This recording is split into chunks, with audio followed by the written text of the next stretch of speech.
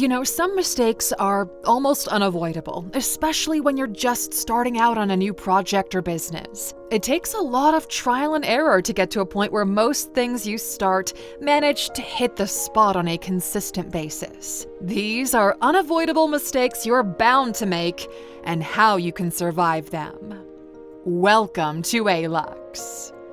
First of all, we've got to talk about unfounded, extreme confidence. There's something very interesting that happens across the board throughout human history anytime anyone starts anything. You see, when your skill is zero, every tiny little bit of progress you make feels like a really big deal. When toddlers learn how to walk, they feel like the fastest humans alive. And that's because their previous experience was literally dragging their tiny body across the floor, which compared to this new walking skill feels kind of slow and almost pathetic. You see, anytime you start doing something new, your brain unlocks new pathways. It makes connections it's never made before. And that's why figuring something out for the first time almost feels like enlightenment. That's also why ideas are often symbolized by a light bulb. You feel your brain literally brightening up. It's an amazing feeling. It fills you with energy and motivation and confidence. A very dangerous kind of confidence. Ignorance more frequently begets confidence than knowledge. This is something Charles Darwin said back in the day. In normie talk, this means that the less you know about something, the more confident you are in your ability. This is what started the phrase, well, how hard could it really be? Well, turns out, a lot harder than you thought.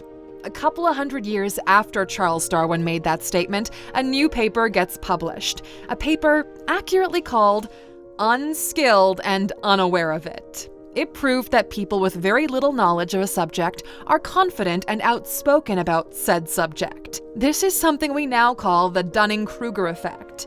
There are two huge swings when you start learning something. The first swing is the overconfidence boost you get instantly. If you pick up a guitar, for example, it's not that hard to learn how to play a basic song. Most people can manage to do it in under an hour, and most people will get overconfident about it. I mean, they did learn how to play a song on the guitar in 1 hour with zero previous experience. They must be some sort of guitar prodigy. And then quickly, they move on to something more complicated, only to find themselves in an awkward position in pain and with clunky sounds coming out of the instrument. This is where the second big swing happens, accurately called the Valley of Despair. It's the sudden realization that you actually suck and you've absolutely no idea what you're doing. And this is where you start to panic and your confidence gets absolutely shattered. And this is where people make the first mistake. They quit too early. When the unavoidable Valley of Despair gets you with your pants down, your first reaction is, oh crap, I am not ready for this. I need to run before anyone sees me looking stupid. And this is how projects get left unfinished. Businesses go bankrupt in 3 months, and no new skill is ever learned. You just don't stick to it long enough to make it out of the Valley of Despair. The Dunning-Kruger effect looks a lot like this. Little knowledge creates huge confidence, but as you keep doing it, the impending doom of the Valley of Despair comes knocking. The question is, will you stick to it long enough to see it through or not? And this is actually the solution to avoid this kind of problem. You just need to be aware of it. Understand that your first contact will not paint the full picture and you'll get overconfident. So get ready for the Valley of Despair and stick to it. If you manage to get out of it, congratulations, my friend, because you've made it further than 90% of people. Now, the next unavoidable mistake we want to talk about is you expect excitement and you get met with the mundane. A new project is always exciting. You're working on this, you're building it, you are doing it, my friend.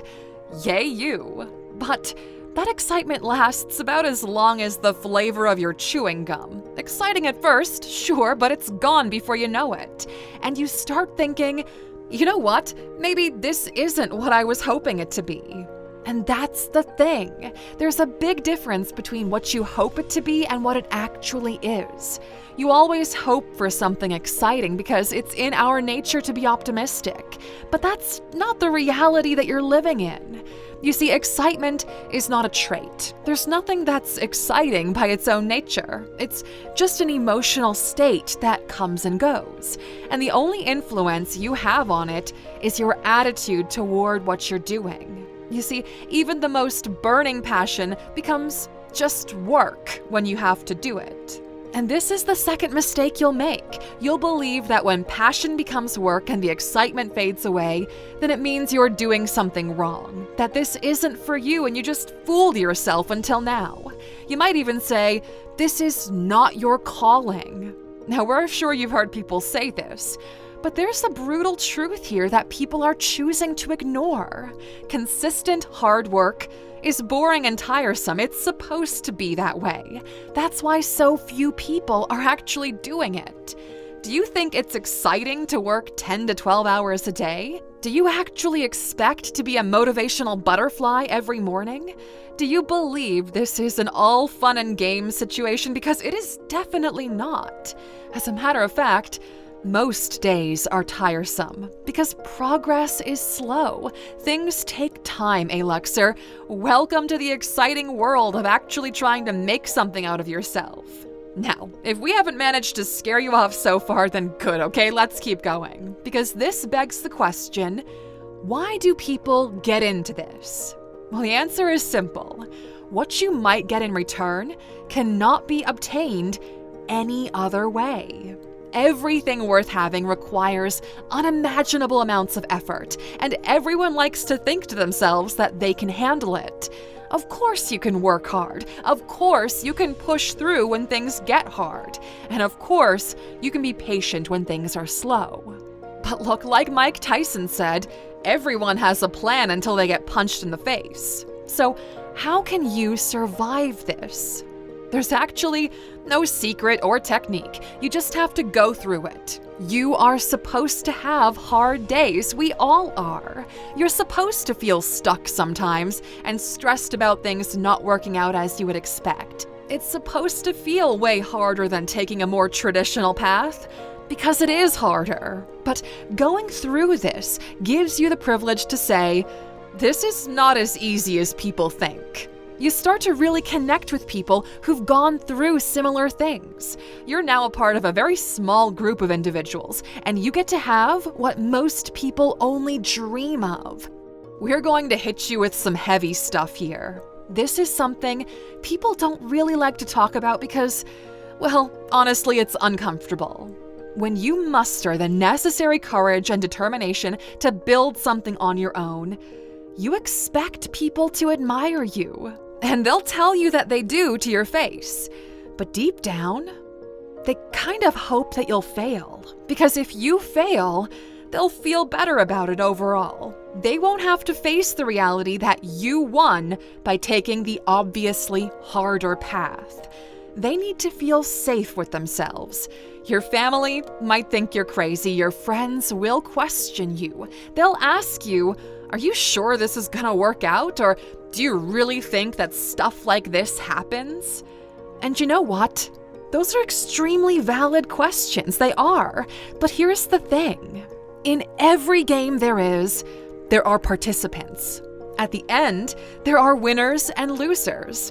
But this game is different. In this game, you're a loser first and maybe a winner at the end. The reality is, the moment you take the harder path, you automatically expose yourself to a losing scenario. Because, as you well know, most things kinda do fail. The worldwide success rate is pretty low. So statistically speaking, you're on a losing team. You could fool yourself by saying that you're on the "at least I tried" team. But then when was the last time someone got a reward for at least trying? This isn't kindergarten, okay? So you need to get ready to be a loser because that's where you'll be for the most part. Until things start to actually happen for you, you'll be the overambitious kid with foolish dreams. And you'll be okay with that because, hey, you would rather deal with losing than deal with all of those what-ifs that come from never trying. We hope you learned something valuable here today, Aluxer, and as a closing thought, Nothing can prepare you for what comes next if you decide to start on this journey.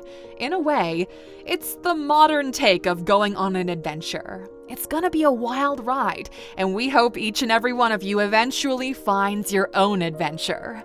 Until next time, my friend, take care.